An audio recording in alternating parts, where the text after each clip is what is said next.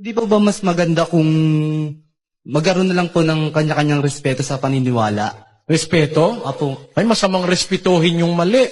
Apo. Masama yun. Alam mo, kasi, tinanin nyo mga kababayan na, maganda ang layunin mo, kapatid. Nakikita ko yung puso mo, maganda, malinis, ano. Pero, mag-i-inject ako sa'yo ng diwa galing sa Diyos, hindi galing sa akin. Ako rin ganun eh. Nung bata akong maliit, ayoko ng gulo. Nung ako'y tumanda, ayoko ng away. Hindi ako nakikipag-away o hindi ako nakikipag-usap sa mga umpok-umpok. Dahil yung mga pinag-uusapang kayabangan, ayoko nun eh. Mas gusto ko pang magbasa, mag-aral, kaysa makipagkwentuhan dun sa mga kababata ko. Yun ang naranasan kong pagkabata eh. Pero ang isang ayoko, yung may kokontrahin ako, o may aawayin ako, o kaya hindi ko sasangayunan. Ayoko nun. Pero nung matuto ko ng Biblia, na iba ang pagkakilala ko sa buhay. Pag walang kokontra sa mali, lahat ng tao maniniwala sa mali. Tandaan niya. Ngayon, ano ang batayan ko? Na masama na yung mali, hindi mo kokontrahin. Bakit ganon? Ba't ko sinasabi yun? Pag mali, dapat punahin. Pag mali, dapat sawayin. Pag mali, dapat pigilan. Kasi sabi ng Diyos 3 Gs ng Tito. Pakinggan niyo.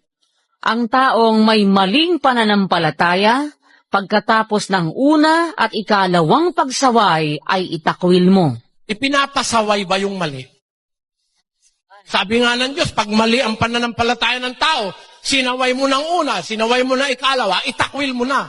Biyaan mo na siya. Ayaw niya ng tama, gusto niya mali. Pero ipinapasaway ng Diyos. Sawayin mo. Paano sasawayin? 1:13 ng Tito. Ang patotoong ito ay tunay, dahil dito'y sawayin mong may kabagsikan sila upang magpakagaling sa pananampalataya. Ano? Ito ba haka-haka ko, kapatid? Gusto ng Diyos ito eh. Pag mali ang pananampalataya, sawayin mong may kabagsikan sila.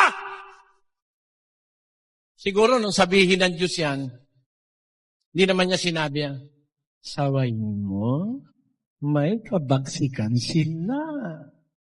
Ganon ba nung sabihin ng Diyos yun? Hindi naman ganon eh.